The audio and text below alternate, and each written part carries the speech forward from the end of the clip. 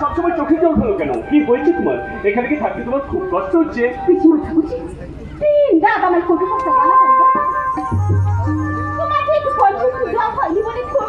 ওরা চিরকালই একটু উগ্র প্রকৃতির। ওদের কথায় মন খারাপ না করে ওদেরকে একটু মানিয়ে চলার চেষ্টা করো, কারণ সারাটা জীবন তো তোমাকে এই বাড়িতেই কাটাতে হবে নাকি? সবকিছু আমার সহ্য দিতে হবে। এবারে আমার কাছে ইহকাল পরকালে স্বর্গ, অন্য কোথাও গিয়ে দুদিন কাটে আসে তো উপায় নেই আমার। ঠিক আছে বাবা, আমি কলেজ থেকে ফিরে এসে কেকে আর পিসিমাকে সব কথা বুঝিয়ে বলে দেবো। না না, কিছু বলে রাখবো। আমার আমাকে অসন্তুষ্ট সে আমি চাই না। তুমি সবার প্রিয় হয়ে থাকলে তোমার কানে শুনতে দেবে, আনন্দে গর্বে আমার বুকটা ভরে যাবে।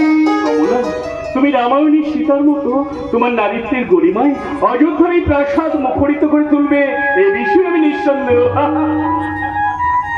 এমন করে বলো না গো, গায়ের চরণ দুঃখিনী নিয়ে আমি শুধু তুমি আমার করে তুমি চরণ সেবা করো না। কমলা, তোমার পদসেবা করতে পারলে আমার জীবন ধন্য হয়ে যাবে। তোমার তুলনা নেই কমলা। আমরা সেই ছোট্টবেলা থেকে জেনে এসেছি তুমি আমার আর আমি তোমার। তোমার মা সেই ছোট্টবেলায় তোমাকে আমার হাতে সঁপে দিয়ে শেষ নিঃশ্বাস ত্যাগ করেছেন।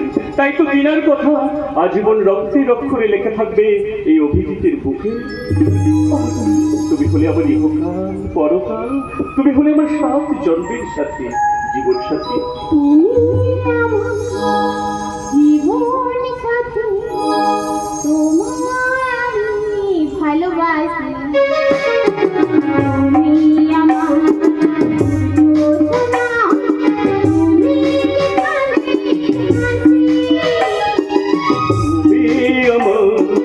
জীবন সাথী, তোমায় আমি ভালোবাসি। তুমি আমার সূর্য সোনা, তুমি চাঁদের হাসি।